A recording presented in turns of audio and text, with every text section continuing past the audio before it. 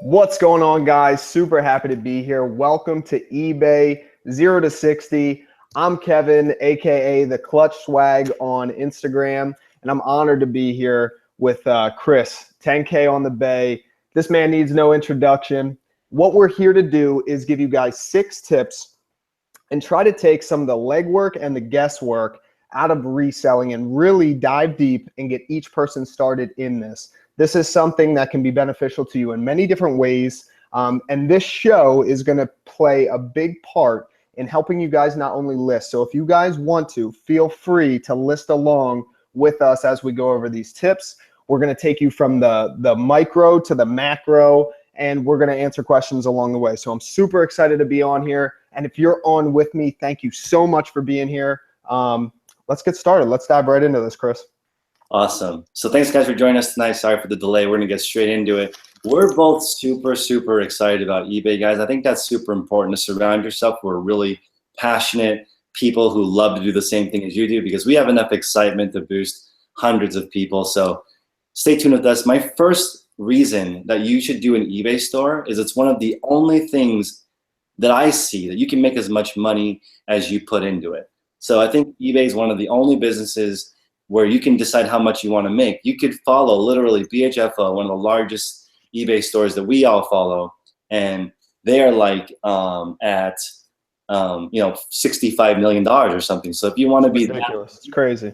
You can be that big. If you just want a small hobby store where you sell junk around the house, that's great too. We want to motivate you and get you guys started, help you create a new account. Kevin and I are going to run a store on YouTube with you guys to show you guys what to do, what to buy, how to find niches, how to find things that you like. So the first reason for me is there's no ceiling on eBay, and the work that you put into it directly results in what you get out of it. So Kevin, what's your first reason? Yes. So my first thing, my biggest tip is going to be that running an eBay store is going to teach you how to create income. And creating income is probably the most important thing to know how to do with any business. You can translate that into anything. With that, generating income can do a lot of things for you. 1, it can be your investment. 2, it can be financial security for you or whatever you're trying to accomplish. And 3, it is just great to have sources of income. I mean, Chris does so much on Instagram now with showing different people different ways that you can do a lot with very little these days. And eBay is very easy to get into, run, and it is completely all your own. So my number 1, my big thing is it teaches you how to create income. And I think that's very important. Awesome. So let me get into my second one, which I think is really critical for your mental health. So I see a lot of resellers on Instagram that have a lot of stuff around their house, and I think that's good. But I think your eBay skill should be high enough that you can get all that stuff out of your house, because free space equals headspace. You know, I don't meet a lot of people who are really successful that are not completely, their minds are clear. I think that's really important. So if you're right now, you're struggling with a death pile, you have too much stuff, just remember that free space equals headspace.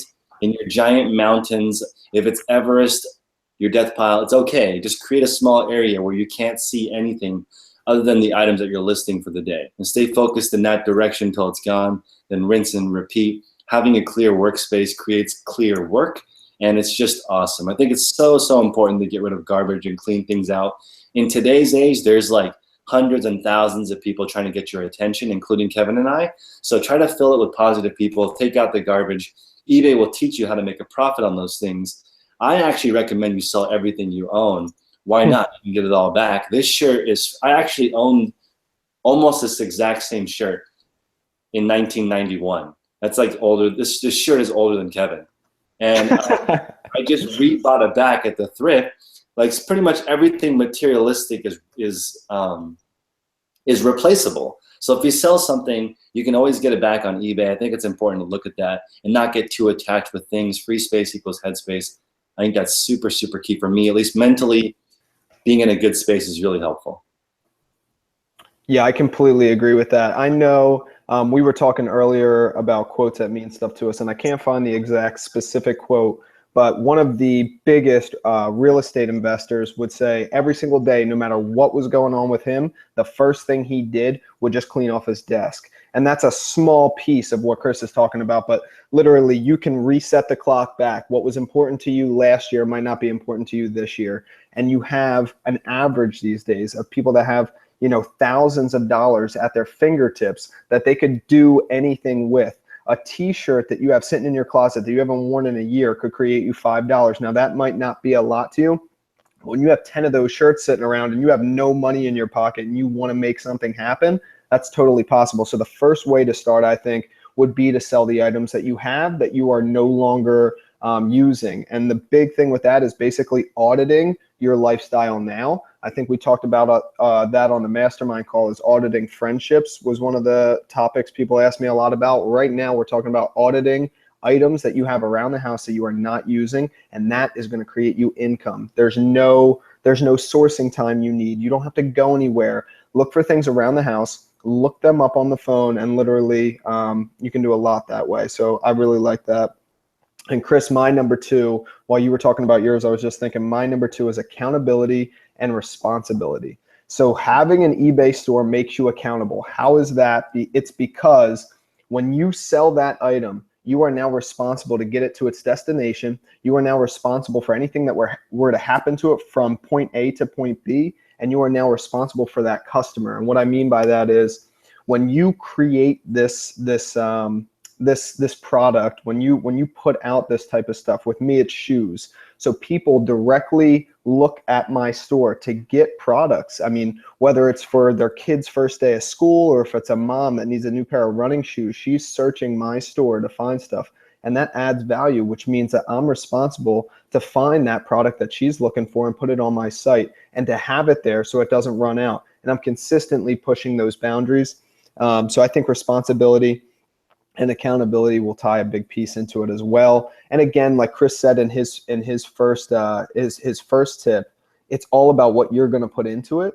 So if you put a lot into it, you'll get a lot more out of it. So I think that's my second thing. Chris, I think we talked earlier. What's your number three? That was one of the most important ones to me. What was your third? I just want to touch on your things like for just a second, which is auditing everything around you. It's really, really important. And I forgot the Japanese lady that has the book on organizing stuff, where she says every single item in your house, everything, like pick it up, see what it's used for, appreciate it. And if you don't need it, get rid of it. Auditing, and also do that with people in your life. Like I was like aggressively removing people out of my life that are not on the same vibration as me, because it's going to rub off on you. Yep. Like people, I almost have a 0 strike rule, because I realize everything in life is temporary. So I'm just cherishing every single moment. When there are people that are on a, potentially bringing me down, I'm just kind of eliminating that person, not rudely, just basically filling my life with things that and people who are important, to move that out. And then I also want to talk about the accountability part of how special it is to be able to deliver the goods. So the true definition of entrepreneur, I think the original definition is moving something from lower value to higher value. So if it's in your closet, it doesn't have very much value.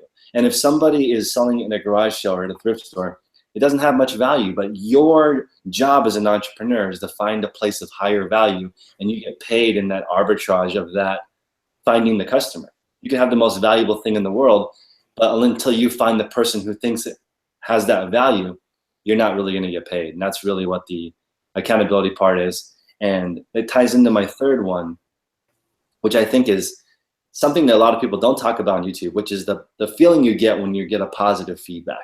So when someone says, wow, thank you so much for finding this polar bear cookie jar. Like I didn't even know I wanted it until I saw it. It was a perfect gift for my sister. I gave it to her, and she's like, where did you get it? And you're like, on eBay. And I sold that polar bear cookie jar to Switzerland. And this lady paid like $90 to get a polar bear from California all the way to Switzerland. And that's cool. That's just that, people pay for experience and meaning, and it's cool. So the positive feedback that you get when you read through each one of those, that's like delivering a huge boost of confidence almost. Yeah. with confidence, you delivered it, you provided value. And on a lot of platforms, you don't get as much feedback as you do on eBay. Now, here's the thing. You could, if you wanted to, include thank you notes or email your customers and say, hey, I would really appreciate a positive feedback if you want it, because for some people, the positive feedback is just as important as the money. And for others, of course, it's poking a bear. No feedback could be good feedback. But I just want to go over how positive people feel. People are so proud of their thousands and thousands of positive feedback. Yeah, feedback, yeah. Now, in the previous video, I shared Greg Morris Cards, who is one of the top 10 eBayers. He has over 1 million transactions, 100% positive. So imagine that guy waking up still a day, and he's served over 1 million unique people, 100% positive feedback. I mean, that's beautiful. That's more than the value of money right there. And it shows. I mean, that right there, that's his reputation. And I think, you know, you have a reputation with any relationship you have in life. You have a reputation with your friends, girlfriends, family. You're building a reputation of, you know, you can basically tell yourself, what do you want these people to think of me? What do you want people to expect when they reach out to you? Are you an easygoing person? Are you, you know, what's your perception of yourself, and just carry yourself that way. It's starting this store for anybody that is starting, which is like the biggest step, and we're going to make it so easy for you. It's like a no-brainer not to do it. Taking that first step is so big, and you're just going to have so much opportunity and a fresh, clean slate at what you want to accomplish with it. So that's super important. I like that a lot. Chris, you cool if I go into my third thing? We got to just shout out Prince real quick in the chat, who's saying, oh, for sure. He's saying that feedback is vanity, profit is sanity. Can't agree with you more. However, generally positive feedback means that you're making profit. Man, how do I get in this chat? I got to figure out how we're getting in this chat right now. I'll shout you out if people have a question for you. Don't worry. Go ahead. Perfect. All right, so my third piece is attention to detail, and I'm going to dive deeper into that. So attention to detail, that's a big thing. It's something that, again, I think translates into anything that you want to do. So attention to detail is knowing your market. It's knowing your products, knowing your customers, knowing what's popular, all those things on your head 24/7, understanding when to get it, where to get it, how to get it, negotiation, anything.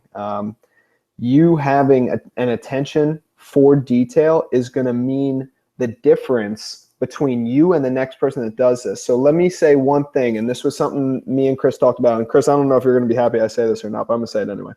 Talent is definitely going to differentiate yourself from you and somebody else. There's tons of people that are going to do this. There are tons of people that are doing this now, but there's a difference between how much you're willing to put in and how good you are at talking to people or paying attention to the things that are around you.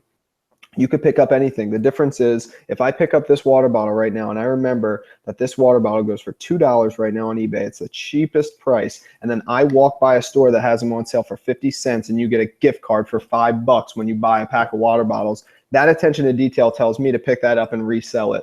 Like, that's an attention to detail, and that's something small I just came up with real quick, but you could do that with any product that you're interested in selling in. If you can remember the attention to detail on any of the items and any of the markets that you want to play in, you can do a lot with that. So I think that that's an important piece to this, and that would be my third tip. And this is important because when you pay attention to what's going on, you will make observations to help you get a better deal. And that's really the key difference here between when I made a series earlier talking about zero to, my Husky store is almost to the $20,000 Gary Vee challenge, and I started it as a side project, and it's at like $19,000 since it started a few months ago with only $200. But I told people that talent matters, and I kind of pissed off some people by saying that. But I just think that it's important to realize that I have sales experience. I've been doing this for a long time. Kevin and I both have a sales background. When I go to a garage sale and I see that there's no books, I can ask, based on every garage sale I've been to, do you guys have any books that you are also selling? Or I'm going to notice things about the garage sale from experience that matter. And then these are going to be things that help you get a good deal. You're going to notice if there's a mom that's looking at her watch all the time, that maybe she's in a hurry to get somewhere. And that may be an opportunity for you to say, hey, what if I buy this whole garage sale from you for X amount? Or even better, you can say, what if I just take it from you? Because some of the stuff you're going to have to donate, drive it to Goodwill. It's not uncommon for people to pay money for someone to come pick up their stuff. It's called 1-800-GOT-JUNK. It's like a multi-billion-dollar business. Can you imagine you have to pay someone to buy your stuff, to take your stuff from you, and then they resell it? That's a service. That's what estate sales do. It's a service for you to take that stuff away from people. So recognize when you're out there at a garage sale, at a thrift store, you're doing a service. You're also recycling. I think it's important to know that millennials in our generation, they're shopping used, and that's better for the environment. So what do you think, Kevin? Shout out to your t-shirt. This is the perfect time to be going on the rant you're going on right now. With that shirt, I think that shirt might be older than I am. So shout out to your t-shirt. What's that? What's circa 1993? 91. It's a 91 shirt. Yo, that is older than me. Oh, man, that's crazy. That's epic. Yes, I agree with you. I shouldn't be wearing this shirt because the Bulls beat my Jazz in, the flu game. That game destroyed my chances of ever getting an NBA title. So I should not be wearing this shirt, but it's just too fire not to wear. I mean, yeah, vintage Bulls t-shirt. It's unbelievable. Right, probably thrifted. Did you find it thrifting, or have you actually had that since you were young? This is a garage sale. Oh, man, that's even better, man. That's awesome. See, you can pull something like that off. There are people literally finding a market for like 1990s, like Ralph Lauren stuff. You know what I mean? So like you can make a lot of money doing anything. Vintage clothes is huge. Yep, it's huge. And again, attention to detail. The person I bought it from is probably like, who wants this raggedy old t-shirt? Yeah, that's for sure. Sports memorabilia is also really cool, depending on what you pick up, when you pick it up. A lot of the times I'll see with sneakers, especially if they're a signature line, if it's a player that's starting to do well, or if a player that wins a championship that year, those models do super well. I don't know why I just thought of that, but I wanted to say that. For sure. Brian the Oak Bookbreaker says this shirt's worth 50. I could price it probably a little bit higher than that, but I think I would go higher than that. 50 to 75 probably pretty easily. Yeah, that might even be something you would want to put on an auction or something like that. I mean, you could use different websites. You could go vintage website like Grailed. I mean, this is fire. And the Bulls, hopefully they'll get good again. I could wait until they're good again. Oh, of course. And I am an old millennial, so that's a comment in the chat. I am like right on the edge. 1984. I'm not sure to share my age, but 1980 I think is the cutoff for millennial. Kevin's a baby, so we're just getting started. But again, that's another thing I think we need to mention is one of the reasons why you should have your own eBay store is because you can build your own ideal store. It's not like other businesses where you have to do it a certain way. Like if you buy a franchise, it's not your business. You have to do the business the way they tell you to do it. And you have to pay them a royalty. Right. You can do whatever you want. You can take pictures, all your pictures outside. You can take all your pictures in the garden. You can sell only things that are red. Like Lisa Cox, when she started her store, she had like 2,000 items that were all red. You can do whatever you want when you own your own eBay store. It's up to you. That is for sure. Like me, I started with sneakers. Nobody told me, what to do or how to do it. I loved it. I literally listed my first pair of shoes when I was moving into, right before I moved into this house. There was another townhouse I was moving into. I didn't want to have to move all the sneakers I didn't wear, sold a pair, and I made the money sitting on my couch. So I listed the shoes. I think it took me like 2 or 3 days, and then they sold, and the money came in while I was sitting on my couch watching TV, and I was hooked. I was like, man, you're telling me I just made money while I was watching like Sports Center? And I didn't go anywhere or have to do anything or lift anything, or there was no physical labor involved. I was able to just communicate and bring value to somebody else. It's huge because even in a market where you're interested in it, you get to work within that market. Anybody that talks about shoes, they immediately think to message me and ask me what I think a new release is, and it's super fun. You can really immerse yourself into a market that you're interested in. Amazing. So I'm going to touch on Joel's question here, even though it's a little bit unrelated, but I think it's important to know. Joel's asking, he wants a full-time income, which for him is about $100 a day. What do you do? So it depends. You could, in theory, only have 30 items that you make $100 profit on. sell all 30 per month and you're done. You now reached your full-time income. If you sell, let's say 1% of your items, you're going to need 300 items if you sell 10% a month, you're going to need 300 items if you're only going to sell 10% of them, which is 30. It depends on a lot of different variables, and that's important to realize, because once you get started, you're going to have to come up with how much money you want to, what your ideal eBay business looks like.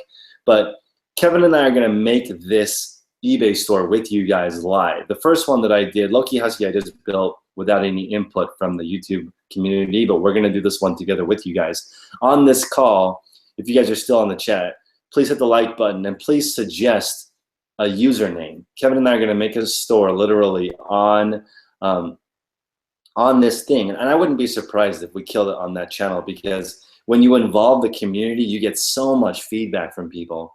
And so guys, if you have an idea for the name of the store, the idea that I came up with the name of the store is horrible, which was Meow Meow Bark Bark. And I just came up with that because I like those emojis. And I was thinking, if the thank you card had 2 cats and 2 dogs, that would be dope, but it's actually not dope. So I don't know, I'm not gonna do that. Plus, on top of all that, everything related to Meow Meow Bark Bark is taken. And Bark Bark Meow Meow, any combination of that is already taken, because pet stuff is insanely popular. So we can't use that. If you guys want to think of a name, let's figure it out. Yeah, that's going to be tough, man. I don't think I would have thought of Meow Meow Bark Bark. Yeah, but we're going to start with selling stuff around the house. So next week, Kevin and I are going to actually list items live and show you guys how you can do it with just a phone. I mean, we both have cameras and lights and stuff that are not necessary. We're just going to show you straight up how to get started with your phone. Just do it. Our motto is going to be just do it. Just get your store started. Don't do too much heavy planning. You don't watch YouTube videos all day and not take action. That's the worst thing you can do. For sure. Yeah, no, I completely agree with you. I do want to say one thing real quick. So just so everybody knows, I am young, but I've been doing this for a little while. And when I started, I legitimately sat Indian style in a closet. I don't know why I picked the closet. I think actually why I picked the closet was the bottom half of the closet was stacked with shoe boxes. And like, I thought that as a background behind shoes, I thought that would be cool. I don't know. Like I said, I was young. And I used to sit there and list one shoe maybe every week because I didn't have a ton of money in it or anything like that. And I wasn't, there was no aspiration or anything like that. It was my hobby. It was my thing. I saw a shoe that I thought had value. I knew the market for it. I knew potentially that there would be some inflation on that model because of a player doing well or whatever. And I used to sit there with my smartphone, no computer, no lights, no nothing, no help. No one showed me how to do it. This is going to take a ton of guesswork and a ton of legwork out of this for you. We're going to list the items for you right on here so you can follow along with us. And I encourage anyone to do that. If you want to listen to us talking while you're listing, that's the goal. Like if you're doing this, please send me or Chris a message. If you're watching this episode later or you're watching it right now, send me a message and let me know what questions you have, because we'll address them on here and we're gonna get you started. The biggest thing is just to start doing it. And I'm trying to create, having items to sell in your house is going to give you no reason not to start doing this. There's nothing stopping you. There's nothing holding you back. We'll teach you how to get the store created. We'll teach you how to get the PayPal set up. We'll teach you how to do all of this stuff. And then just finding an item around the house and then showing you how to list it, what you have to type in, what you want to look for. And that's it, man. It's going to be really exciting. And we're going to show you guys what hustle looks like. I mean, Kevin and I are going to destroy this store. I can feel the energy from the community, people letting us know what to do, tips, hacks. And think about this. We're looking for progress, not perfection. There's no such thing as perfection. And I think that this is very important to realize. I just had a 14-year-old reseller on the channel last week. And she said some stuff that was blowing my mind. She was like, I do my homework and then I list 10 items. And I know I'm not going to be good at it in the beginning, but that's okay. And I was like, wow, this girl has an amazing head on her shoulders. She's starting to list stuff. She's not worried about it not being good. She's like, I know I'm not going to be good because 1, I'm 14, and 2, I don't know what I'm doing. And my parents are fully supportive and letting me do it. And I'm just like, wow, This girl's got a great head on her shoulders. And one more thing I want to talk about is kids who collect things learn at a really young age, what the value of items are. So if you can tie in what you're selling to something that you enjoy, like Kevin, I think if you sell shoes, you should rock amazing shoes. If you are selling random goods like me, you should wear your random goods. So For sure.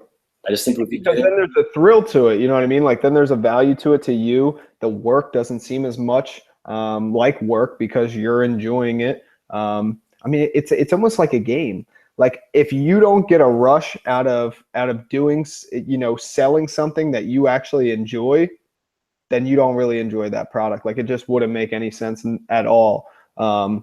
Yeah, I love selling shoes. I just get so excited. There's so many times where like I buy something that I didn't even think of for myself, but it could be a women's running shoe, and I'm looking at it, I'm like, man, this thing is dope. Because when you list it and it sells out, you're like getting so excited. You're like looking at it like, God, this is amazing. Like you just get so hype over the product. And I also think that it's important to see the challenge in selling different types of stuff if you like. Like you can be like me, and I enjoy selling lots of different types of things, so I sell lots of different types of things. If I only like to sell one thing, you can make your entire business selling only Zippo lighters, only sneakers. Sneakers are a very profitable niche. I actually think the fastest way to make a full-time income is just shoes. Even just men's dress shoes, men's running shoes, women's running shoes, any of those categories makes a full-time income if you're really into it. There are so many people with feet, right? It's a thing. People have 2 feet and they wear out shoes all the time. It's a necessity and something that they want. So, I mean, if you get into it and you wear it, I think you'll really get into it. And I just think if you're a connoisseur, if you smoke your own supply, you're going to really get into it. But don't Chris, worry. I have a question. I'm sorry to interrupt you. I have a quick question for you. Something I was thinking. Next call, we're actually going to list items, correct? And we're going to find stuff around the house, right? Now, Yes. How long do you think it would take us to list one item? It's going to take us maximum 10 minutes. 10 minutes. All right. So I'm literally going to ask each person that is committed in trying to do this, take the 10 minutes with us and list your first item alongside us when we list our first item. I am not going to look through my house. I'm not going to preemptively set up anything. When we do this call, I'm going to take this laptop, walk around, and we're going to find one thing. And we're just going to go through. I'm probably just going to grab like a shirt or whatever I have sitting around. And I'm just going to grab something and be like, okay, I haven't used this in over 2 months. Let's list it. And we're going to list it. And I suggest that every single person, let's get committed to having that 10 minutes. If you have 10 minutes for the next show to list something, message me. We will do this together. I'm super excited to, help somebody get started in this. So that's just going to be, that would mean a lot to me. So I think if everybody could just think 10 minutes, what can 10 minutes do? You can learn a lot in 10 minutes. Yeah, and you can get your item up, and the millions of customers on eBay can look at it. And the way that Kevin and I have decided to do this is just to do it. We're just going to get on there, find stuff around the house. We're not going to stage anything. We'll walk around, find stuff that we can sell, and people will buy it. Plus, if you guys are in the resale community, which most of you should be, and most of you watching probably are, you can join Instagram or Facebook groups, and other resellers may even help you out and buy stuff from you, which is great because you're building a community. We're helping you out. All ships rise with the tide. There's plenty of stuff. I don't abide by the mentality that we have a finite amount of stuff. There's so much stuff out there. And the better you are, the more money you're going to make. So don't wish there was less competition, because there's always going to be more competition. Just wish you were better. Work on your skills, become really good. And one more thing that I think we forgot to talk about was that if you're really good at selling stuff, you always have a job. It's like the ultimate job security to be able to go into a thrift store or a garage sale or an estate sale and make a few $100s that could literally support you between jobs or something. Yeah, that's huge, and that was why when we were talking about it. So me and Chris came up with 3 tips. That was why my first tip was learning how to create an income. You look at the mastermind call. You look at the different ways to create income, from Prince to Sam to Laura to every single person. There are so many different ways to create income, and all these people, they did it. And it's huge. Once you can create income, you can take those same methods, those same principles, those same responsibilities and apply it to anything. It doesn't matter what it is. So I think that's huge. This is going to be really, really fun and really exciting to get people started. A lot of people just don't know how to start, or just, they're nervous about making that jump or taking those steps. We're going to take the steps literally for you. And we're going to hold your hand through the process. You have 2 people that have done this a couple thousand times. It's not like we're offering advice and like, okay, here you go. Here's this, informational video. Go follow it. We'll talk to you later. We're literally doing this live. If you have questions, you can follow along with us. And if not, there's plenty of ways you guys can reach out to us. Either comment on the video here, or if you want to find us on Instagram and ask us any questions, pretty much 24/7. Chris and I are usually working on something, so you can get a hold of us. And this is a community, and we'll definitely answer. We're here to support you. And if you guys have any questions right now in the chat, go ahead and throw them in. Jay Diaz is asking, Kevin and Chris, this is a very important question. Is reselling our primary full-time income? You want to take this one first? All right, so I'll go first on this. So my reselling is my primary investment. My reselling is not my primary income. So I don't use reselling as income. I use it as investment. So I take all the money I make from reselling and invest it back into more product to make my store bigger. And I guess at scale, at some point or another, my store will get to the point where I can't do it alone. And now it's gotten to a smaller point where I have people helping me, but that's the way I do it. You can definitely start pulling money out of it and make it as a full-time income. There are plenty of people that do it. So it's not that I don't think that I could take it. The math is totally there to support the fact that I could. And there's tons of people that have proven that it's completely possible. But I do not use it as that. But yes, it is definitely possible. And honestly, I think that it's very easy if you look at just the straight statistics of it. It's very, very common to find items that have a $5 to $10 return on your investment, like profit, $5 to $10 profit items. Very, very easy. It's almost hard not to be able to find those items. So now it's just how much money do you need? And how much time can you put into it? Because if you just look at that, okay, $5 to $10 items, and I need this much money, you just figure out the simple math right there. You can definitely support yourself off of reselling. It's just how much you want to work for it. Because at the end of the day, this is work, and that's why we're doing this, to get people started on it. So I know, Chris, you're actually doing this, and you have so many different ways that you bring in income. I think that you would probably be better to answer this than myself. So for me, eBay is not my full-time income. I have a separate income that already pays my bills from a previous company. And for me, eBay is also an investment. I can reinvest more than 100% back into the business, and it's making it grow really fast. That's why the low-key Husky store is already at $35,000 in inventory, because I don't need to take any money out. All the money that comes back in rolls back into it. We had a mastermind call of what we would do again. If I were going to restart eBay again, the first thing I would do is actually get a job. I would get a job so that I could live off my job income and leave the money in my eBay store and let it grow. When you have to rely on your eBay store for income, it's very dangerous, because if you have a cash flow issue and you need money at the end of the month, you're going to have to quickly auction off some items, or maybe take some best offers you're not comfortable for. I mean, I know tons of people with a full-time income that don't have best offer in their store because they don't need a best offer. They're like, it either sells for this amount or I'm just going to keep it. And they grow their store month after month. Their inventory grows and grows and grows. And that's huge. The stock market only produces, if you're a rock star, 8 to 10% return a year, right? Safely. You can earn more than that, but if you earn 8 to 10%, you're a rock star. But here's the thing.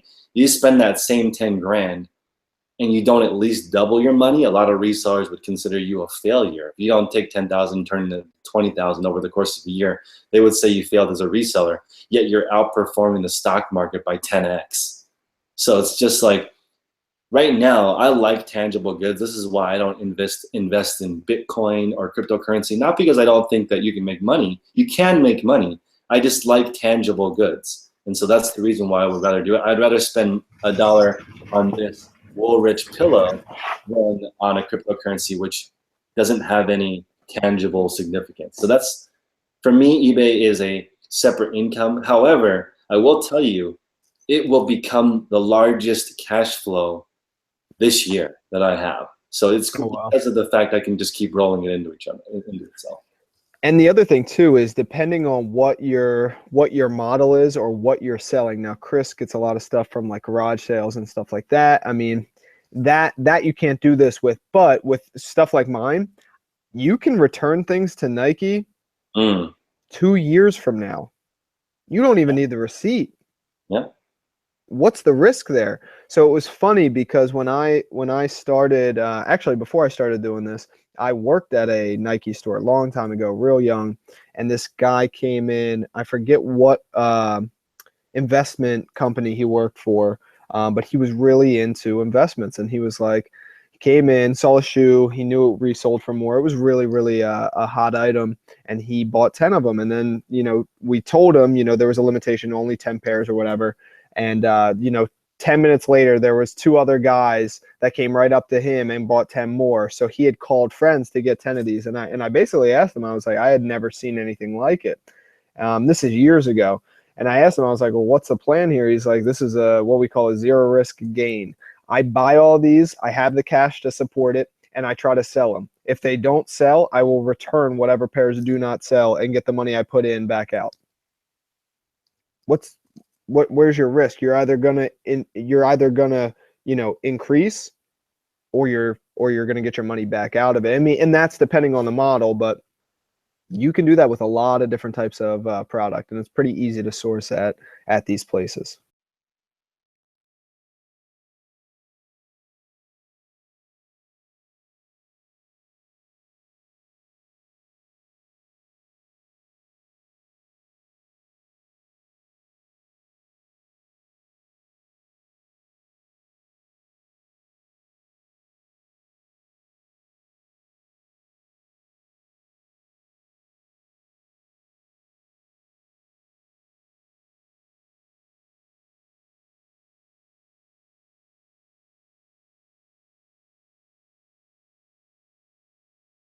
Oh, sorry, I was on mute.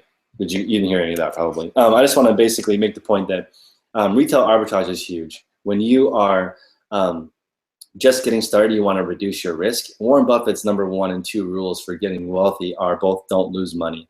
So you can reduce your risk. It's really, really key.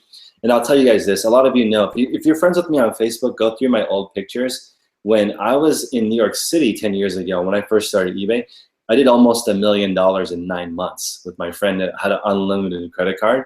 So that's not a normal thing, right? He came from a wealthy background. So all we would do is just go to Nike, buy all the hottest designs. We would wear different costumes. We would come back at different times of the day, work with different managers to get as many supplies as we could.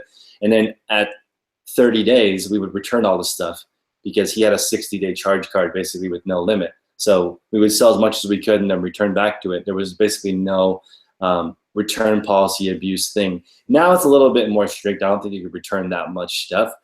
But back then, we just found a way to do it, and it was awesome. On that 900,000 in sales, we split 180 grand. This was 10 years ago. And it was a lot of fun, but you don't need to do it on that scale. You can just start with one shoe, and this just goes to say, like, if there's a will, there's a way. There are people like Benjamin Kicks. He's a teenager. He's in high school, and he did $1 million in sales. So, like, don't let age or lack of capital stop you when there are tons of people with money looking for a deal. As an example, in one of my other mastermind calls, this lady was talking about an Hermes Birkin bag. Okay, so these bags sell for $80,000 to $100,000, the limited edition ones that people wait 2 years for. These are the ultimate luxury products, selling between 80 and 100 grand, and the retail is like 40 to 50,000. So we're talking about a 24-hour flip to make 50 grand, okay? And not only that, you could take the item and sell it locally with no risk. That's how hot the items are. Someone would fly across the world, give you 90 grand at the bank and transfer it over and take the item in hand. Now, if you want to go that route, magically there would be somebody there to help you with the financing part of it. If you figured out how to get an Hermes Birkin bag on the list and did it, you wouldn't have a financing problem. Someone would help you do that. All the fancy Ferraris and Bugattis and all those cars have the same thing. If you can figure out how to get one, the arbitrage is there. Someone will help you finance it. So don't be scared by lack of capital. Just be more resourceful. Yeah, I think that that's huge. I mean, if there's a will, there's a way. A lot of the times it's working around the rules and the guidelines that these bigger companies have put out there, because they realize there is such a big emphasis on the secondary market, and for them to be able to keep increasing stockholder shares, they need to tap into it. And that means making more of things to make the inflation of these products go down, because there's more of them. When there's less of something, reselling gets pretty easy. So these one-offs and these, limited releases become, very easy to resell if you can get them. And that's a big thing that I notice with a lot of people that try to help me with my businesses. They're never going to be willing to go that extra mile. I'll literally ask those tough questions. What do I have to do to get this? If there's a limitation to one per person, well, how many people can I bring in per day then? Because I'll ask that question instead of just accepting what it is. A lot of times people ask me, I think one of the most popular questions people ask me is, how do I get so many pairs at one time? Well, what are the rules that say I can't? Because if the rules are there's this much allowed per person, then that just means I need more people. And that just means I got to figure out profit margins, what to expect in return. You know what I mean? It's all how much you're willing to look into it, and how far you're willing to go. And I'll go pretty far to get some stuff done. You know what I mean? And as an you guys know, I bought a bunch of cause release from Uniqlo a couple of months to start my Husky store, and that basically made me $5,000 in a week because of the opportunity of this. And I'll tell you how it worked. Basically, every $60 you spend at the store, you would get a gift card. I'm sorry, every $60 you spent, you would get a free cause poster, and the cause posters were selling between $20 and $100. So literally, I did not do this, but you could buy something for $60, get your free poster, return the $60 item, get your money back, and now you have a free $20 to $100 item. But what I did was I asked the lady, what's the limit to the posters that I can buy per day? And she said, there is no limit. You just need to spend $60 every time. And I would appreciate it if you did not return it. So I said, no problem. So I bought $60 worth of gift cards because that qualified, because it didn't have to be a cost thing. So I buy a $60 gift card, get a poster for it, then redeem the $60 gift card a few minutes later, and that still counted as a $60 purchase. So this lady let me buy all the posters in the store by following store procedure, because that was nice. I even helped her unload some stuff, like some packages that came in. I looked for ways to help her, and that made me basically all the money that funded the Low-Key Husky store in a week, because I was looking for ways to do this. So don't break the rules. You don't need to steal. You don't need to lie. In fact, it's not to your advantage to do that. It's temporary success. Literally, it's literally just temporary. You're going to get by on that one-off time, but you're looking for a longevity. You're looking for a relationship that you can use. Like, there's a lot of times where, Chris, keep going, because you're on top of it right now. I'm going to stop. I didn't even mean to interrupt you. You're going. No worries. No, it's all good. I'm just saying that you need to be creative and work that magic. And I think it's also important to do. I just want to shout out Mary Feel Good Finds in the chat for regulating in there. Thanks for watching the chat. And also, the local game is huge. Mary is local to me, so we actually have met up, talked about stuff, and hopefully, like, I now have a full-time photographer that's helping me with eBay, and the capacity is beyond what he can do. Like, he can do more work than I actually have. So now you can start sharing resources, sharing drafters, photographers, drafters. Now you're killing it, because you at a certain point you will realize you can only grow to your time. And Kevin's already figuring that out right now. I'm going to throw it back to you, but you're already running out of your own time. I mean, again, there are some extra hours I could trim off of sleeping. I think I got sleeping down to like 6 hours a day, but I'd like to get it down to like 5 if I could just keep working 24/7.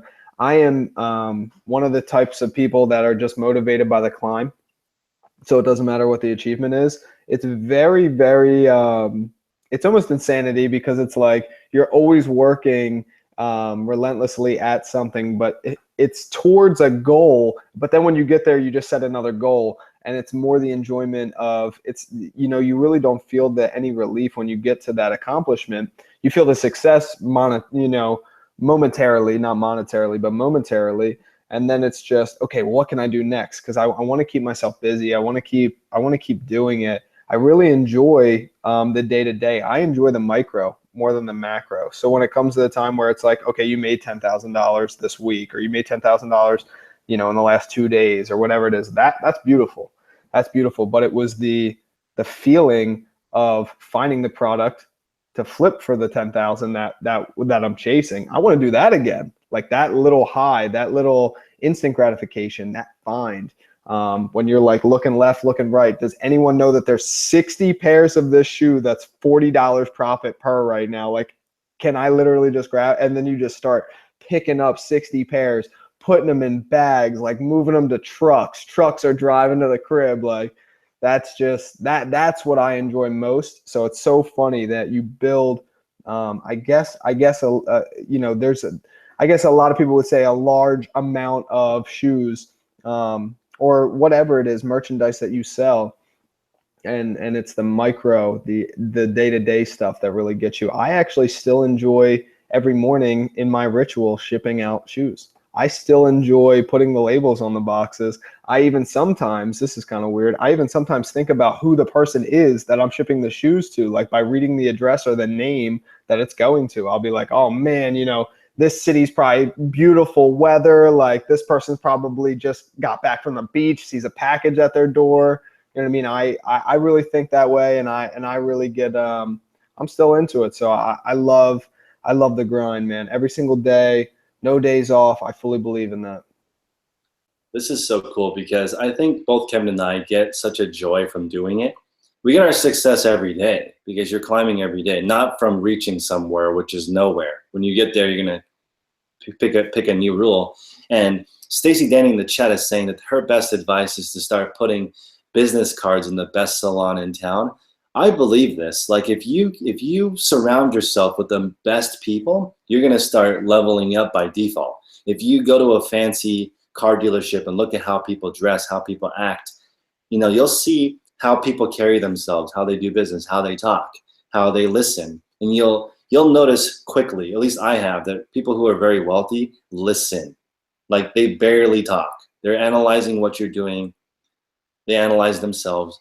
They speak, the 4 agreements. They mean what they say, and so they say a little bit less, you would think, but they actually do it. And I just noticed that. And if you spend time at high-end hair salons or high-end hotels, you're going to meet these same people, and go for it. I also want to shout out my Australian fan base, or not fan base, but people in Australia who watch my channel. I've been trying to set up a reseller roundtable for Australians because it's so different over there. You guys have 2 different postal services, and it's not something that's super easy to deal with. And I would love to cater a specific Australia show. So if you guys want to do it, hit me up on Instagram at 10K on the Bay. I'll hook you up in my Aussie resale group, and you guys can chat in there and share different ideas on the down under. I know you guys are just getting in the summer, which is exciting because they have these beautiful Gucci pumps, and I would bet $5 that they're going to sell to Australia because a lot of my high-end goods go there when the seasons are opposite.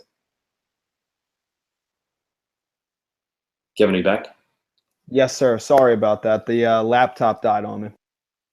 All good, all good. So yeah, I just think it's very cool to connect with people around the world, level up, and I think it's amazing that it's a worldwide and you can connect with people. And I think eventually we're gonna all be tapped into the same network of resources because there are people with different kinds of problems. They have too much stuff. I mean, believe it or not, there are people that are like, I have too many $100 profit items. I need to start upping my game to $500 profit items. Every situation is different. Yeah, I love the idea of also what you were talking about with being able to communicate across, such a big plane. You're talking about people on the other side of the world.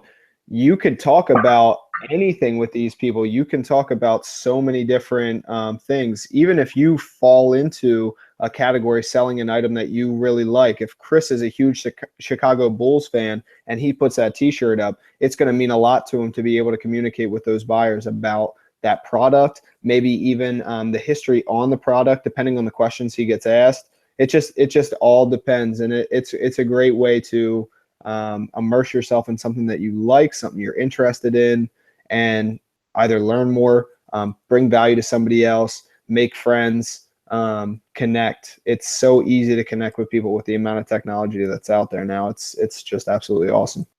And I think it's key here. I'm going to shout out Carlos and Hustlebee in the chat because they show everyone what to do on Instagram. So there are people who will show you exactly what they're doing. They're transparent, and I think that's important. Surround yourself with people who will help you. Most likely, someone that's ahead of you will help you if you provide some kind of value to them. Like I'll get messages that say, "Hey, can you help me build my eBay store from zero?" Like that's hard to do. Like, and you're also not providing any value to me, which makes it hard for me to just say, okay, let me take time out of my day to help you start your eBay store. But when I first started, my Instagram account's only a few months old. I would go on to another reseller's account and help them answer a question. People would say, where can I find post office supplies? I'd Google it. I would add that information into the chat and help that reseller answer questions, because at this point, it's even hard for me to answer questions. If you're in there helping me, then you ask me to help you build your store. Of course, I'm going to say okay, because it's the law of reciprocation. You give if you want to receive. For sure. It's especially, that's karma. You're putting out good things. You're going to expect that comes back to you.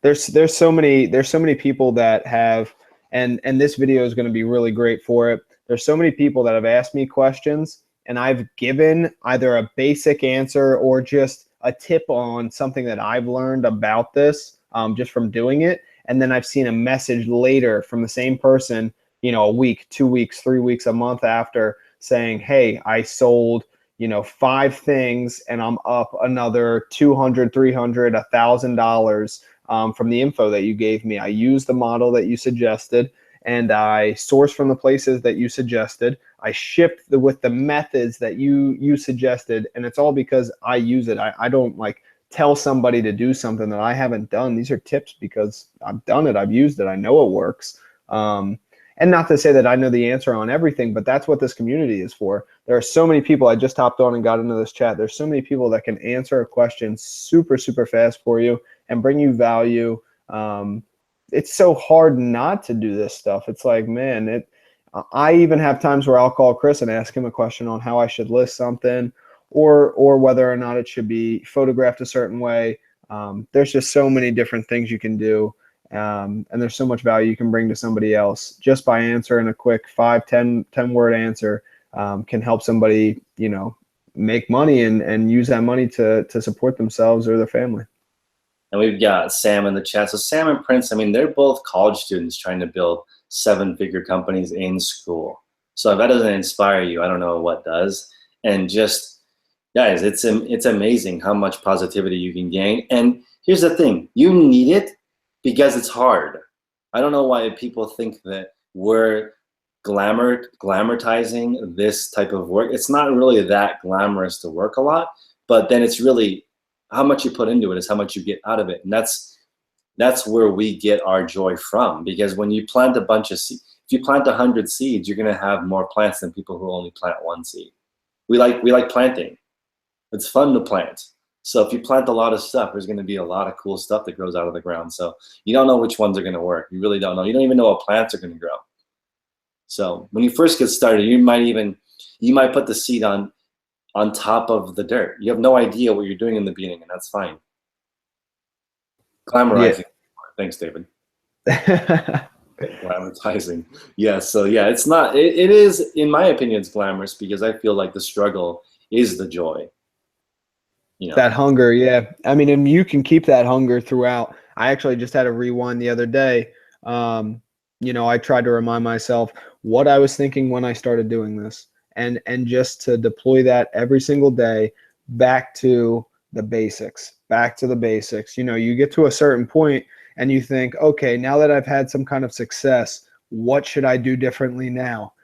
And the answer is actually not that crazy. You shouldn't do anything different. What you did to get yourself to that level, to get you to that point, you do it again, but you magnetize it by 10. If you did that and it got you here, do it 10 times harder this time, do it 10 times more often, and do it with 20 times more personality, oomph, whatever you want to call it. Just you get up and drive, whatever you want to say.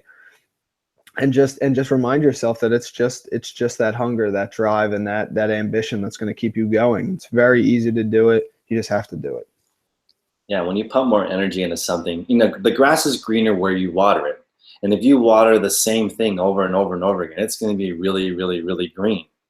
So I just love that energy mindset where you just put more energy into the same thing. It'll start growing. It'll start being better. And I'm psyched because I've been watering random things all over the place. I feel like you should just water one area, and then think of after that area is green, then move on to the other area.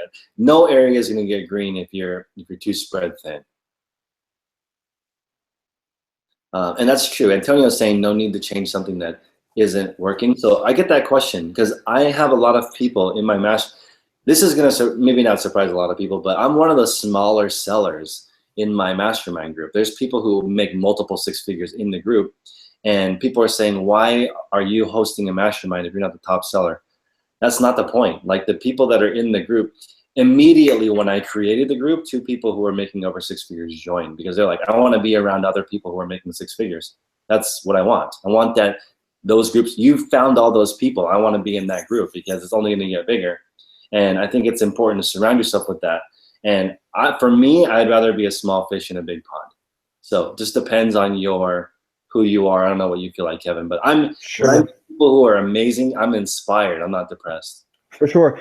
There's almost a level of competition with that. I'm someone that's genuinely motivated by usually more by myself, but as soon as I start talking to somebody that's just killing it, it just drives me to want to hustle harder.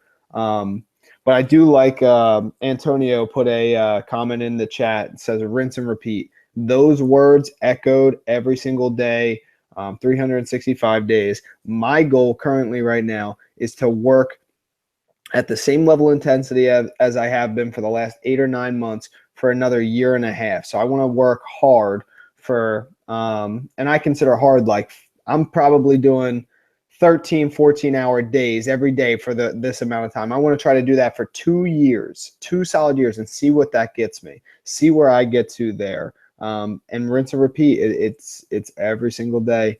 The other thing I wanted to talk to that Chris had mentioned earlier, we had one of the people in our mastermind calls was feeling a little down.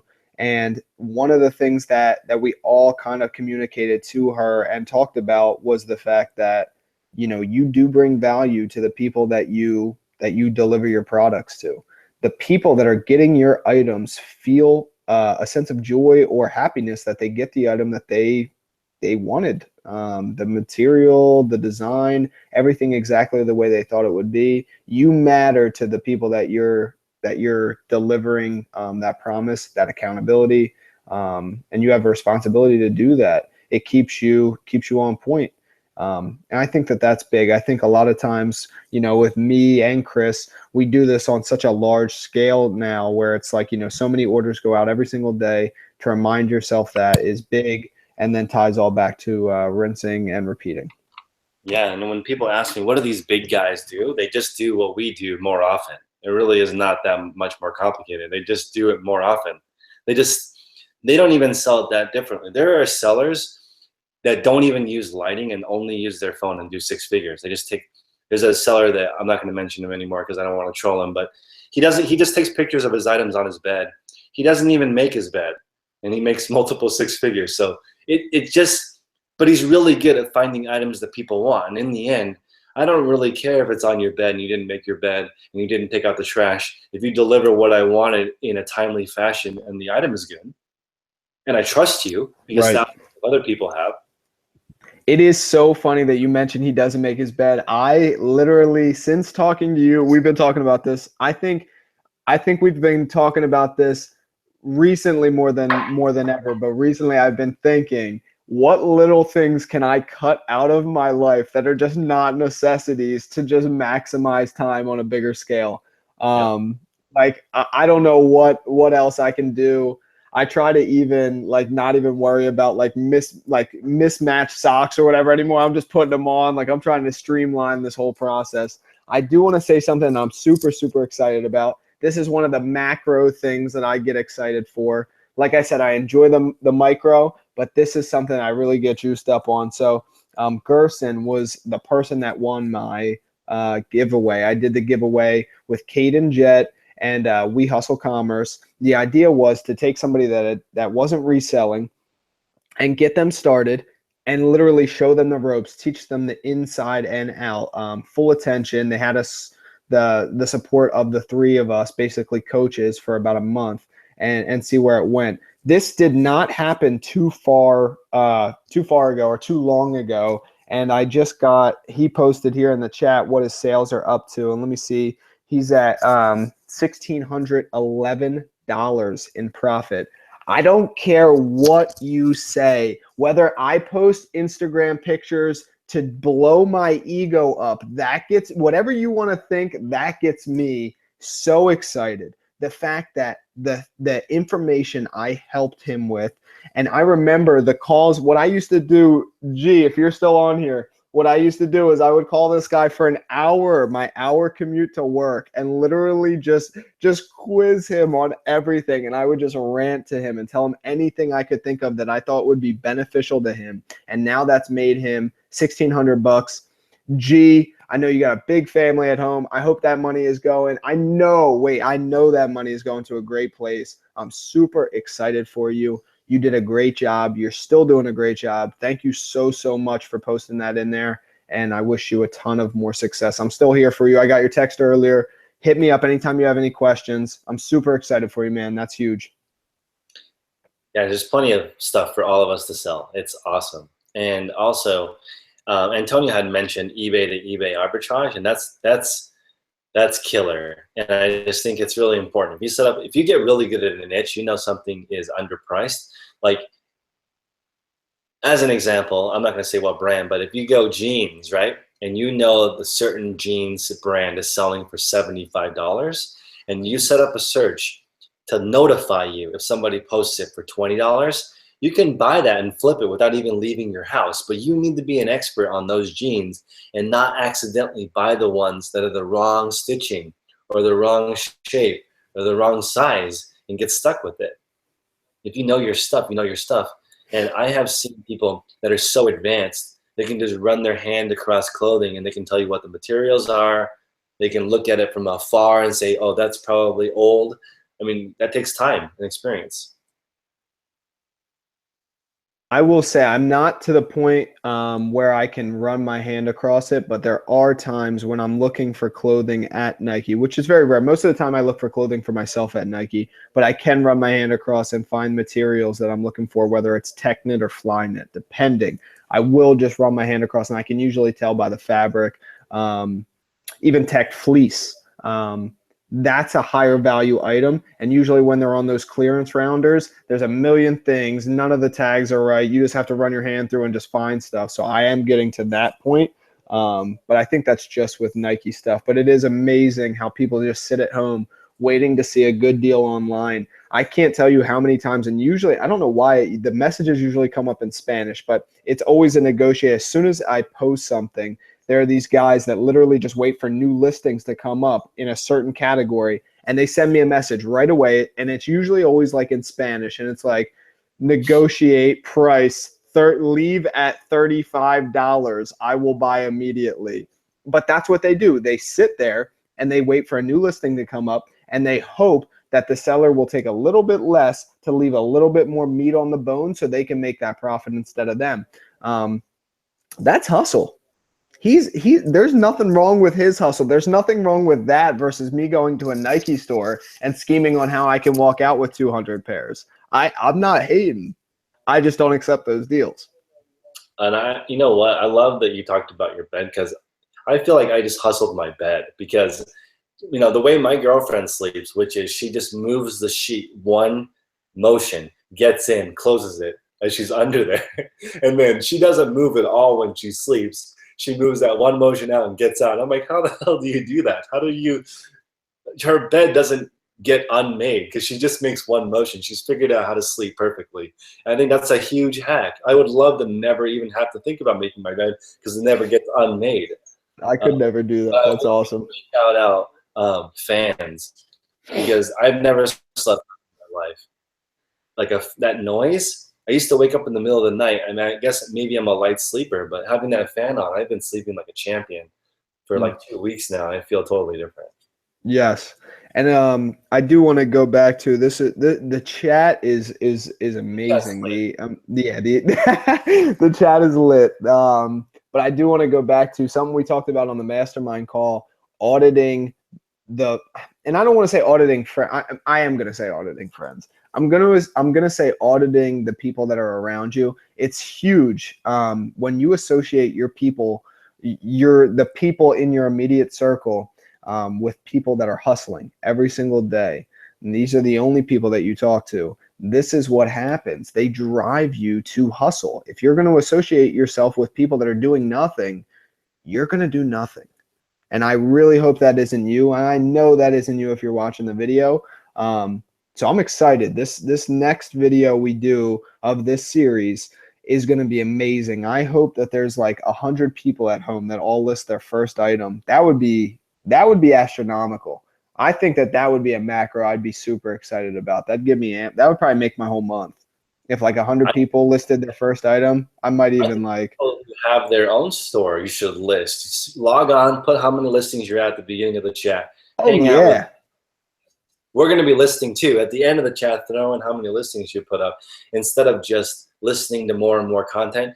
Most likely you already know what you need to do to be successful, and you don't necessarily want to do it, so you're watching YouTube instead of doing it. Right, do it along with watching YouTube. Like, let my voice guide you into sales. That's crazy. Stacey Denny was talking about buying on eBay and selling locally.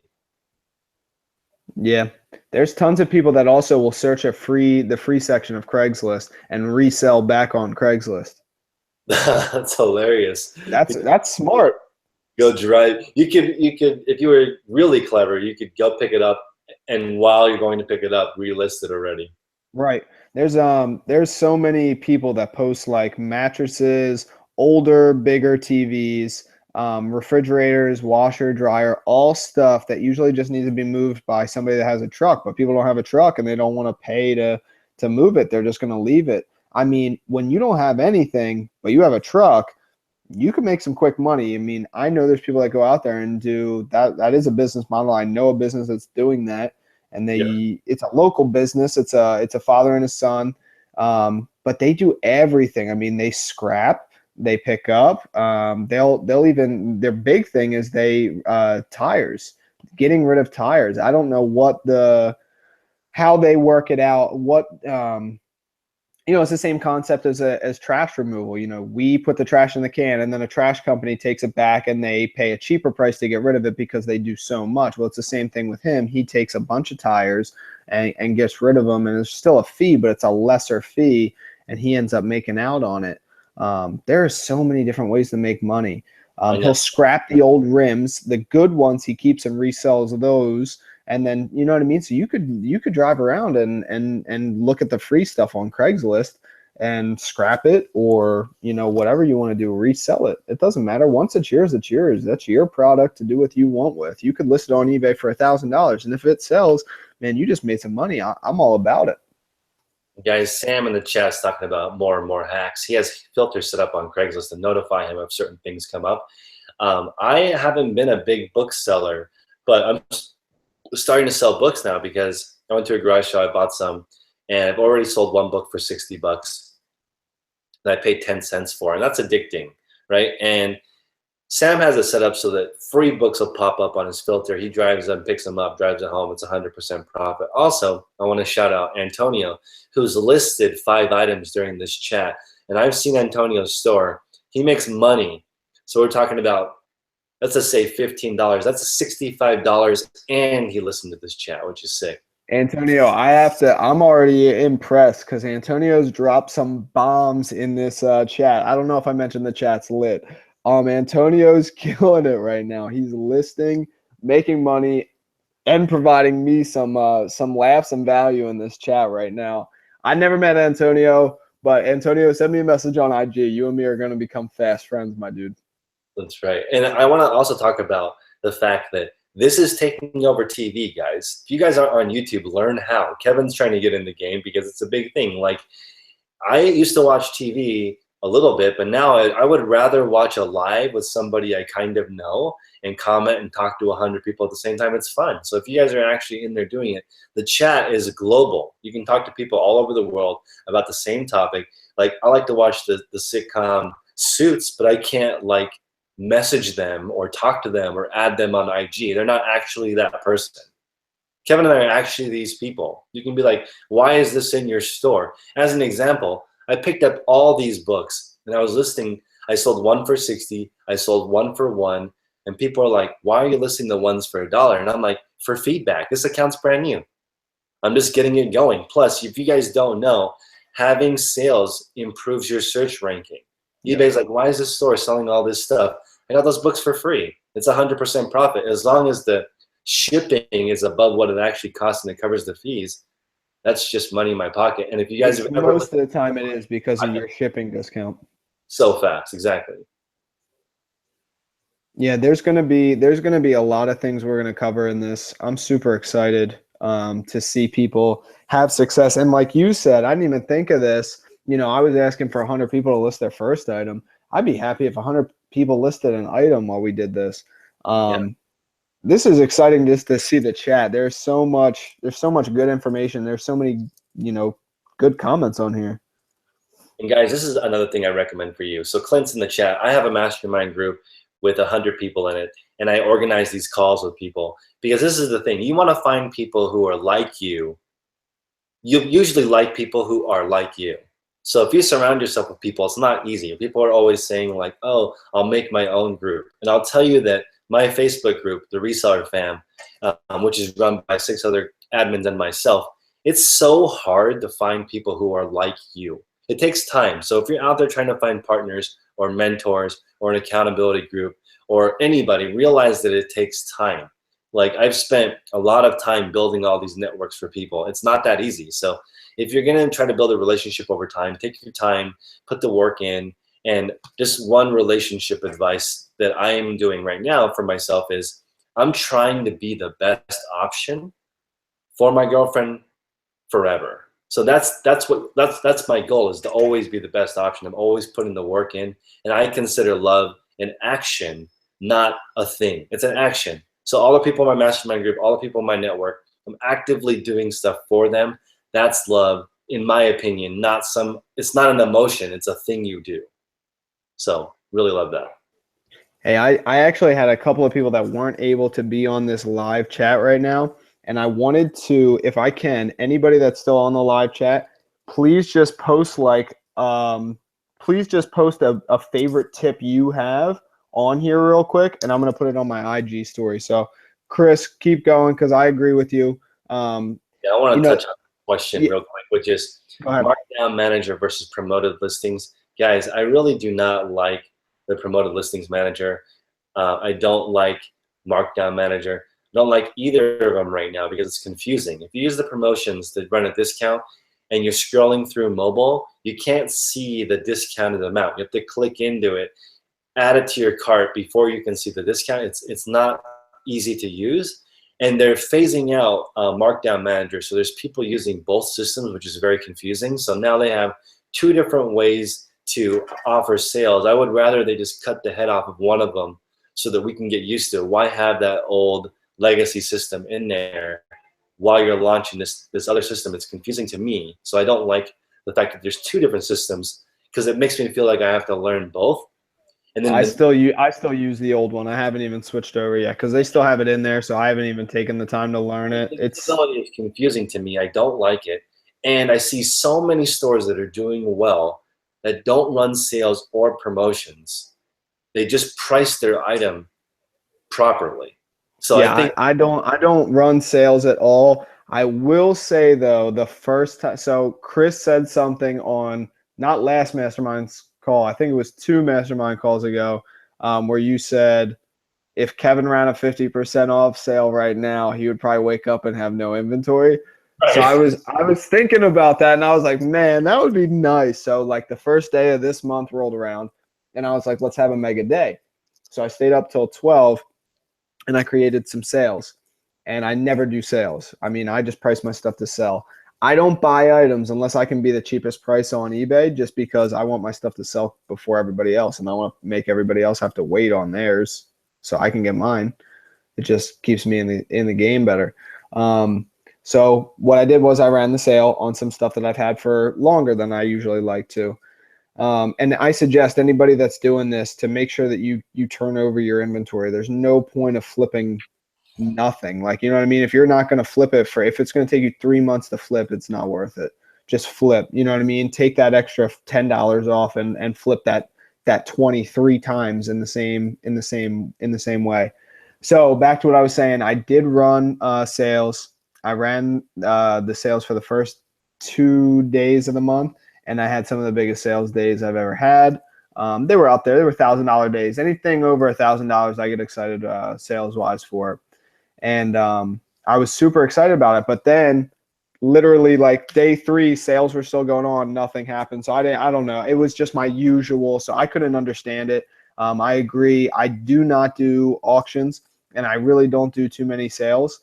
I price my items to sell, and I think that's real simplistic. I don't have to wait. I don't have to waste too much time in trying to figure anything else out. It's real easy for me with especially the amount of inventory I have. I think that might be my goal, but just do a sale, I think once a week or, Laura always tells me I can schedule them. Yep. I think that's a good idea to have them scheduled for big events. You know what I mean? Try to, if a sale increases, profits this much, and you do a 1-day sale once a week, well, now you can guarantee how much you're making in a month. So if you want to do 25,000 in sales, you want to do 30,000, and you can expect this sale to have you $1,000 day. Well, 20,000 is $600 a day for a 30-day month. So if you can have $1,000 day, you can take some smaller days and still match out on that 20 grand. And my goal is to actually exceed that. So there's a lot of work to be done, and I do like that you brought that up, Chris, and I'm glad that somebody asked that in the chat too. The chat is lit. I'm going to shout out Ed in the chat. I think this is the Ed that I know. He might be the only 7-figure eBay seller that I know. And he doesn't run promotions or markdown manager. And I'll tell you one thing I think is very interesting. Instead of running sales or markdown manager and learning how to do that, you could just list more items. Instead of managing sales, learning about promotions, just price everyday low price, which is what he put in the chat.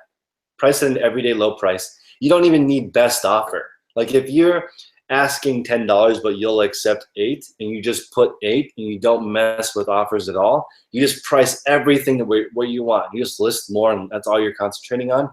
You might be Ed and have a 7-figure eBay store. So, I mean, he is probably the largest seller I actually know and doesn't do any of the games. I'm super excited that Ed's even on a chat in a video that I'm part of. Like, that's huge. Ed, like, shout out your hustle. I respect that. I don't know what items you sell, but that's amazing. So keep up the hard work. And obviously, I completely agree with what you're saying here too. I think that the business model is rinse and repeat and keep the same thing consistently. Wasting time, it might not even be that much of a benefit. There's no statistical math that shows that would really do it versus having the items listed. I don't even know how you would analyze that data. So, I mean, it's all up to debate. And I guess I think it more than anything, it matters on what items you have in your store. again, Chris originally had said that if I ran a 50% off sale, I might not have any inventory. That 50% off for somebody else's store might be their everyday sale. Yeah. It just depends on what that store is. So I don't know what Ed sells. But if you're selling if you're doing, what is it, 7 figures on eBay, I don't think it matters what Ed sells. I know. The thing that I love about it is that the simplicity of just doing everyday low price, right? Like Trader Joe's doesn't do sales. Like there's no cross through anything. It just, people go there and they just buy what they want, right? I've never seen a cross dropping prices at Trader Joe's. Right, Just like a special hot deal at Trader Joe's. Reasonable. Right. I'm not gonna cross-check the bananas. I'm just like, that seems okay. I'm just gonna go ahead and buy these because they seem fine. Everyday low prices is a great model. Right. They don't have like a hot deals, like an employee's favorite pick or something. And I just think that that's super important, guys. Everyday low price. I've never heard that term, but that sounds fantastic. So I like best offer too, right? So if I have 10, I'm willing to accept 8.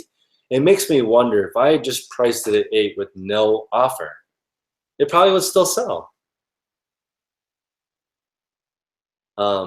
Stacy is saying, how do we feel about blogging and linking to your items?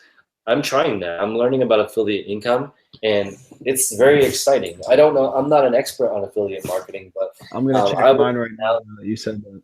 For a course and learn how to do it. For those of you who don't know, and I don't think anyone would know because I haven't said anything on my IG, Chris is trying to teach me the same thing. I think that affiliate marketing, it's being done. There's people that are doing it. There are better ways in doing it than others.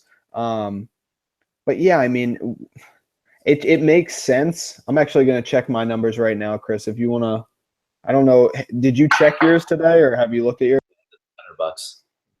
So I made $300 this month on affiliate income. That's a lot. That's $300 that would have went to what? Like the people the $300 was gained off of, like it would have went to what? You know what I mean? That's huge. This is how it works, guys. Affiliate income is basically Amazon and eBay paying me a commission on products that I use. Like for example, this microphone, right? If you ask me which microphone I use and I send you a link and you buy it, Amazon's going to charge the seller, let's say $10 for this mic. And I'm going to get 4 of that $10 to me because Jeff Bezos wants that sale. So he's like, anybody who refers microphones on Amazon.com, I'm going to pay you $4. So that's how that works. But yeah, that's amazing. $300 is crazy. Yeah, eBay and Amazon. Yeah, I'm super excited about that. I think that that's going to be something that's big, and I mean, that's a no-brainer for anybody that has, links in your page can turn into cash. And you already know where that money's going to go, right back into product. Fabulous Food says, I sell anything I can make a profit on. I'll give you a quick story.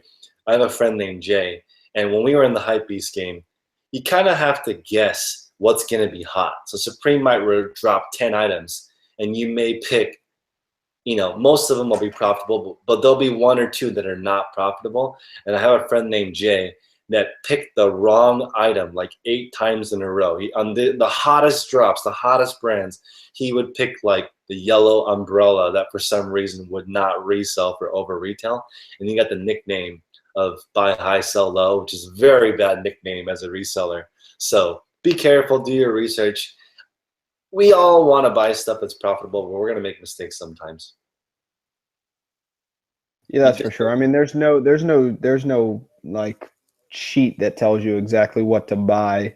And there are times that you expect something to sell super, super quickly and it didn't, just because of the price range that you were going to get it for, or vice versa, list it for. I think, there's been shoes that I've purchased and I was like, man, I'm really going to turn this over quickly, or, this won't sit in the store long. And that wasn't the case. The market changes, a new model comes out that you weren't expecting. There's no way to always know the answer to everything. But again, you make an educated guess off of, I've said this multiple times now, but immersing yourself in that market, that niche, whatever you want to call it, Um, it's all about knowing that attention to detail, knowing what's going on, what's trendy. There are certain eBay stores that literally just sell trending items.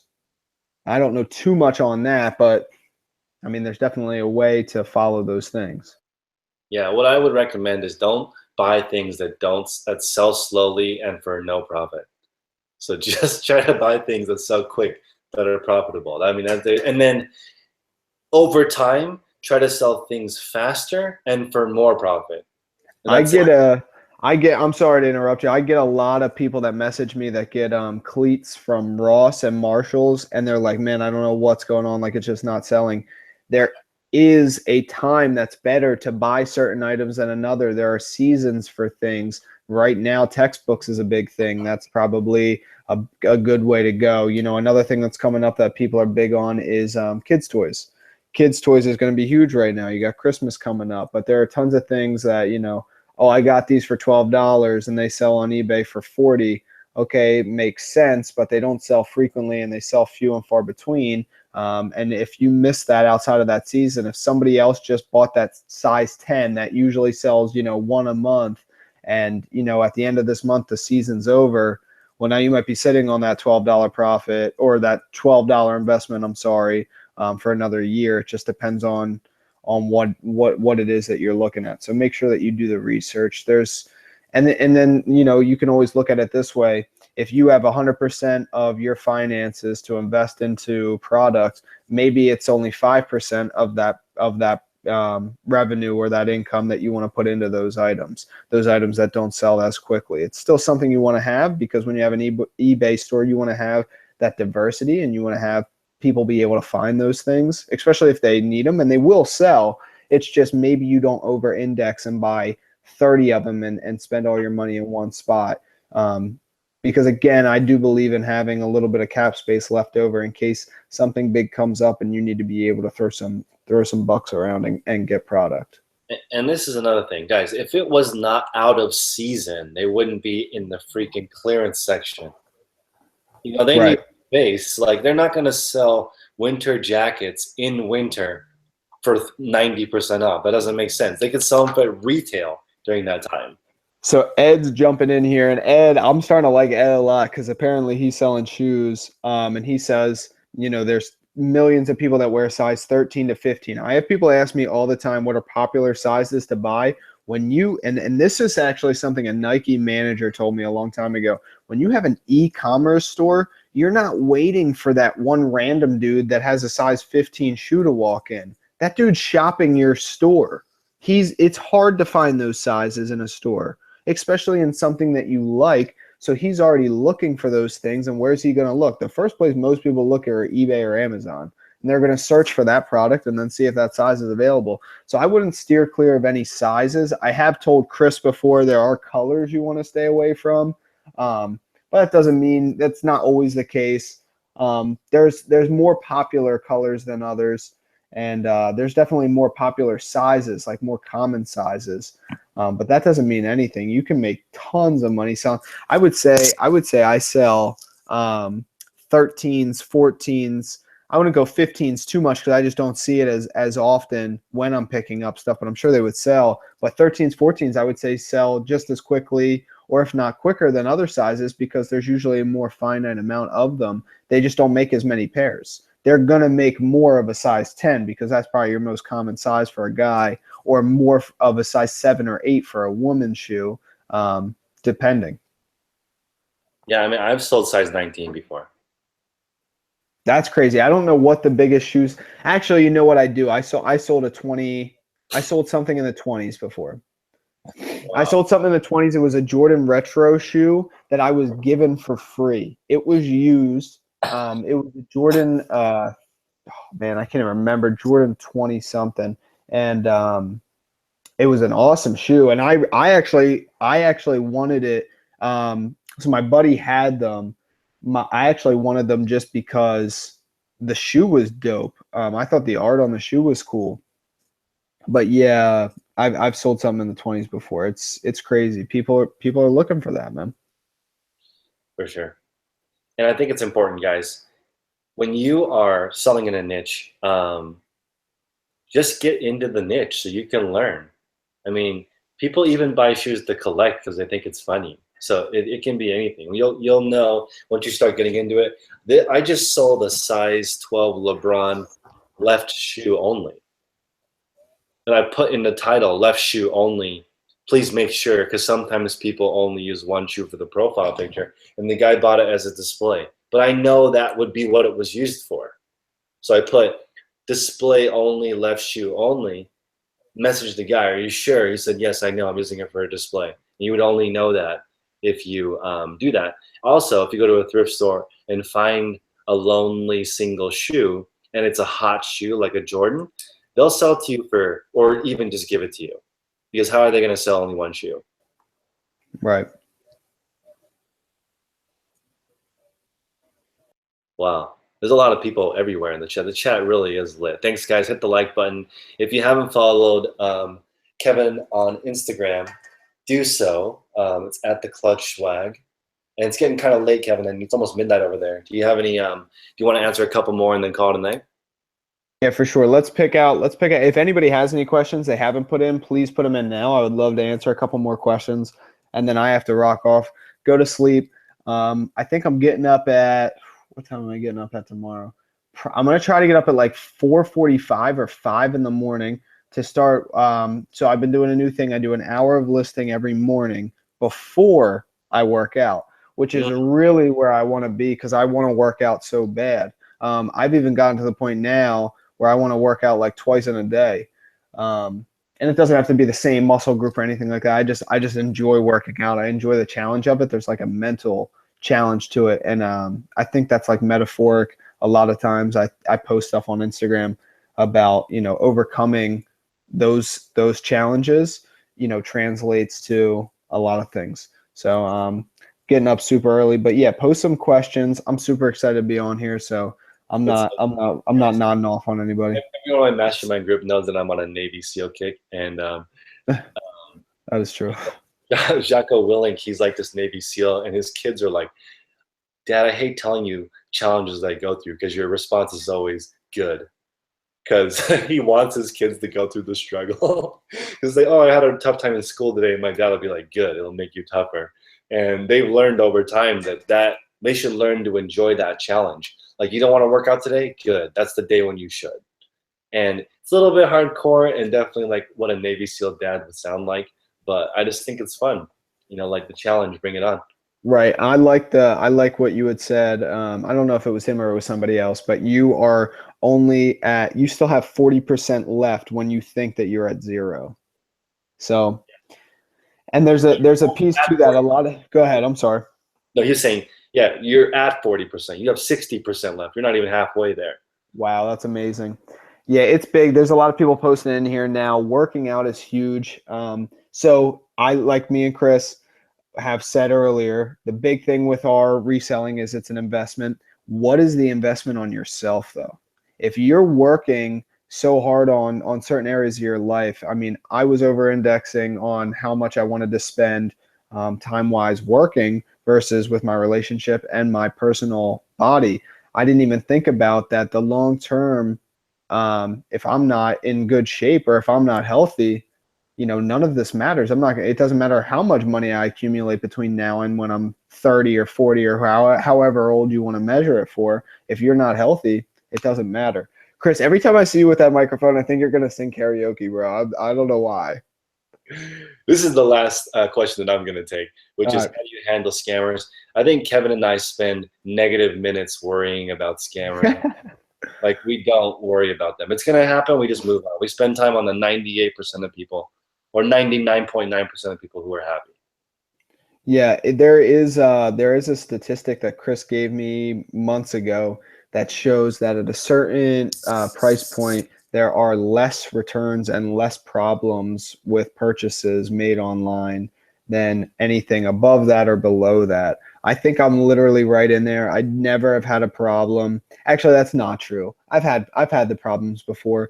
And you know what you do? You appeal cases and you follow guidelines. You make phone calls, you ask questions, and you get answers, and you just try to work through it. There's very minimal there's very minimal worry in my head about anything. I try to be progressive because at the end of the day, if that's going to happen, like what am I going to be out $20? You know what I mean? What's my average cost of goods? It's not gonna break me down. My goal is to be big time with it and just have so much going on that you're gonna have those one-offs, I guess. But even at our magnitude, I mean, we don't even see it that often. So I This guess is it a all depends. interesting. I'm just going to help Fabulous Finds. So she said that she sold a pair of Timberlands, and the guy said they fell apart in one day. You could actually probably call email or eBay customer support, even though I think this is not worth your time, and say the customer used it, and I don't know how they used it. And most likely, I think eBay will actually refund your money because it's Yep. happened to me before. A person has worn a pair of shoes and said that the glue fell apart after a couple of days, and eBay just refunded both of us. So Yeah. be Yeah, reasonable. you're correct on that. It really doesn't really pertain once it's worn, they're gonna side with you regardless. Yeah. I actually had a thing just recently. Basically, the person wore the shoe, wore it for a couple hours, and said that in a message, which is even better for you because then you have that text to prove it because eBay can look at those. And then basically said that if I didn't return, she had said that she wanted to return it. I said, no problem. She said she threw away the packaging, which is even worse for me because then I can't even get my money out of the shoe by returning it to Nike. You could still return worn product to Nike and get all your money back from it. So that was my original plan. I just was trying to do this. I didn't have to return it, but I was just trying to do it for her to appease her. And when she said she didn't have the original packaging, I told her that I wouldn't be able to do it. And she said she would report me if I didn't. So to appease her, I told her to do the return, and I contacted eBay. eBay guaranteed me as soon as I got the return back that I just contact them, and they would just open the case up and close it automatically as the return was worn already, which you can't wear a product. The buyer specifies what size they get when they purchase the product, so that onus is on them. And if they don't return before they wear, if they can try it on real quick and send it back, that's not a problem. But if they wear product, they're going to side with you regardless. I think that's a good advice in the chat saying when you're first getting started, it's worth it to call eBay. Yeah, get familiar with the process. And it's not like I've never called eBay. It's just at this point, I will believe my customer. If they say, hey, Yeah. and shout out to Just Jeff saying, when sometimes there's a customer issue, he just believes them. Yeah. There's something wrong with it? Okay, we'll just take it back. We That's believe not you. a problem. Right. No problem. You say you didn't get the package, but it shows delivered. I believe you. Let's figure out what we can do. Let's file a USPS claim and see what happened to it. Right, because USPS will send you the money if it actually is lost. That's not even a worry. Yeah, just believe your customers. Focus on the 98%. And if you do a lot of business on eBay, eBay is going to believe you. Right. So, Kevin, why don't you tell people where they can find you? And Of course. thank you so much for staying with us. This has been a long show.